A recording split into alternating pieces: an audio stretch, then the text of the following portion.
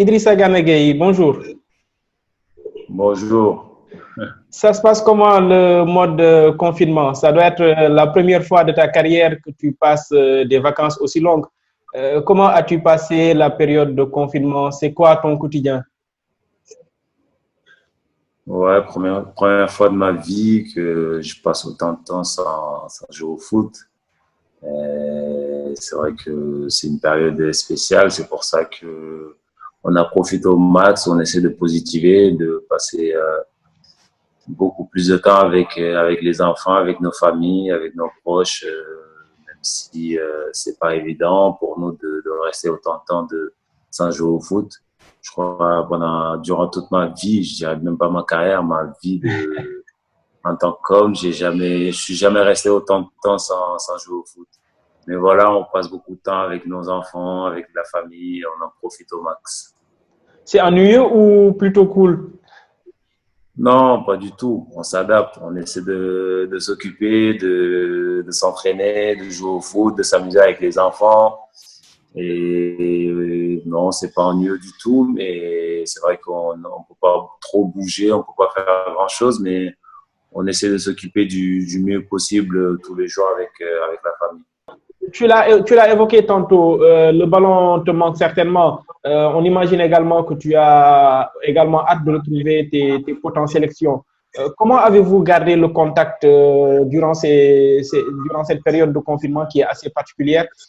D'ailleurs, on vous a vu entre vous, joueurs de l'équipe nationale, participer à l'élan de solidarité nationale. Comment cela s'est organisé entre vous? Ouais, c'était une période pas évidente du tout, mais on a essayé de garder contact du mieux qu'on pouvait par WhatsApp, par appel vidéo, par des lives sur Instagram pour rester en contact un peu. Et voilà, c'était un moment compliqué pour le pays et pour tout le monde entier. Où nous, voilà, on a essayé de parler sur notre groupe WhatsApp pour venir en aide notre pays qui est le Sénégal.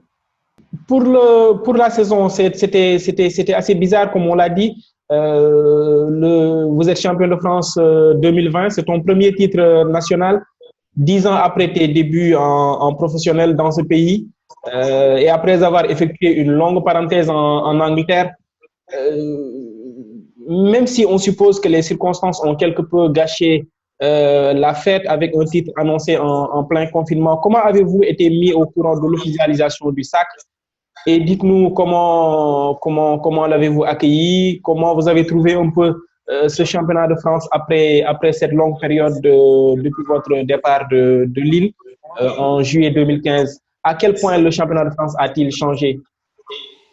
Bah, pas grand-chose. Pour nous, c'était important pour moi de bien revenir en France et surtout de faire mes preuves. Après, ça s'est bien passé pour moi et pour toute l'équipe. On finit champion de France, même si la situation était assez bizarre d'être champion de France parce qu'on n'a pas pu continuer le championnat avec cette maladie, mais avec ce virus. Mais voilà, après, on a vu que ça parlait un peu dans la presse que le championnat allait être arrêté.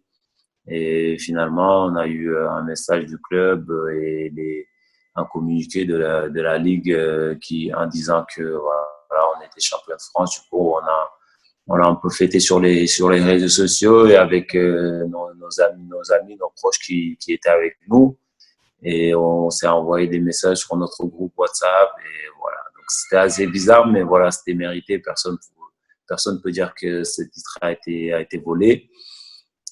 Et voilà. Par rapport au changement que tu as dû noter dans le championnat de France après être revenu, à quel point tu as dû remarquer ces changements, peut-être dans le jeu, dans l'engouement? Qu'est-ce qui a changé dans le championnat de France que tu as quitté en 2015 et celui que tu as retrouvé cette année?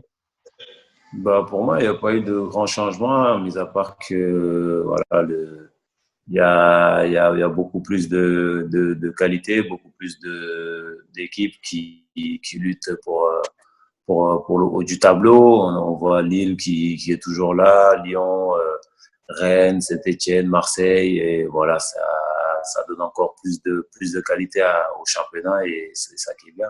La Ligue des Champions qui revient entre fin juillet et début août. Paris était sur une bonne voie, sur une bonne lancée avec la qualification en quart au détriment de Dortmund. Un niveau que le club parisien n'avait plus atteint depuis 2016. Est-ce qu'avec cette coupure qu'il y a eu, est-ce qu'on doit craindre que la longue trêve ne vienne freiner cet élan? Et comment faudra-t-il aborder cette reprise après, quand on voit que d'autres championnats ont repris alors que la France a tout bonnement arrêté? Oui, forcément, on doit beaucoup faire attention à la reprise et surtout comme on est resté pendant une longue durée sans s'entraîner, sans se voir, sans avoir de compétition. Donc, il faudra voir comment on va revenir, comment les joueurs vont revenir. Une fois qu'on aura repris les entraînements, il faudra être prêt pour tout de suite reprendre et voilà, se battre pour aller le plus loin possible, même si on est un peu désavantagé du fait que les autres championnats ont repris depuis un certain temps. Donc, ils auront beaucoup plus de compétition que nous. Mais voilà, pour nous, si on essaie de transformer ça en notre faveur, c'est-à-dire ne pas se poser cette question de dire que voilà, les autres, ils ont commencé et pas nous, on peut tourner ça de notre côté et se dire que voilà, nous, on arrivera beaucoup plus frais que les autres parce qu'ils ont eu beaucoup de matchs et que nous, bah, on sera bien frais pour bien les mettre en difficulté, pour essayer de gagner le plus de matchs possible pour aller le plus loin possible.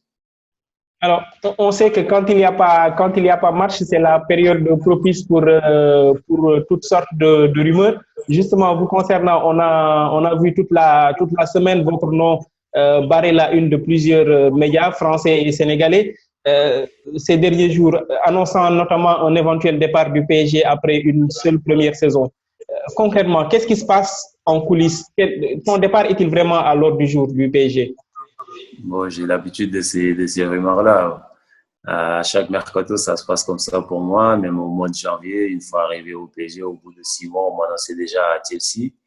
Donc, j'ai un peu l'habitude de ces rumeurs-là. Mais voilà, pour moi, tout se passe bien pour moi au club. Et voilà, je suis souvent en contact avec le directeur sportif et il n'a jamais été, il n'a jamais été, comment dire, il m'a jamais parlé de transfert ni d'envie que je parte. Donc, pour moi, c'est juste des rumeurs qui sont mises sur le marché de transfert parce qu'il n'y a pas grand-chose en ce moment-là.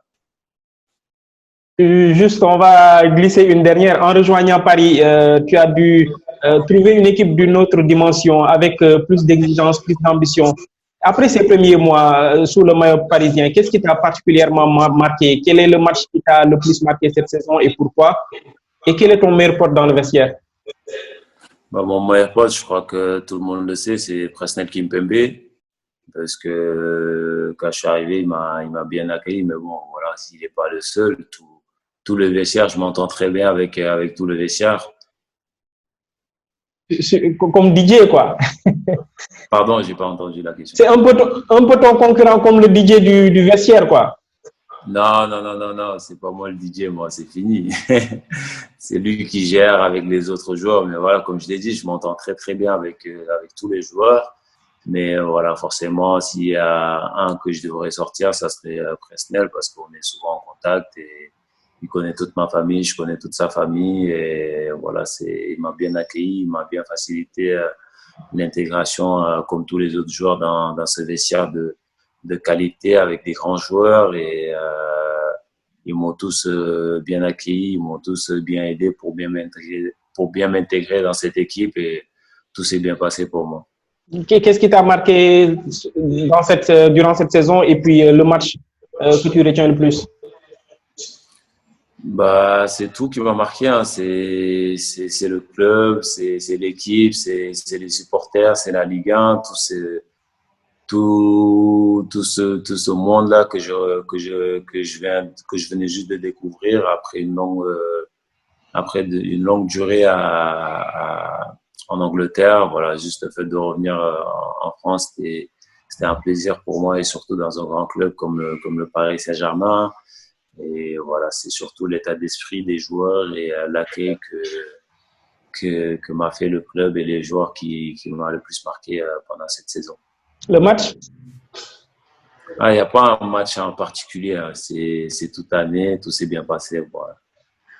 Merci beaucoup. Un dernier mot peut-être à l'endroit de tous ceux qui se battent pour notamment les personnels médicaux au Sénégal et dans le monde entier dans cette période de crise sanitaire.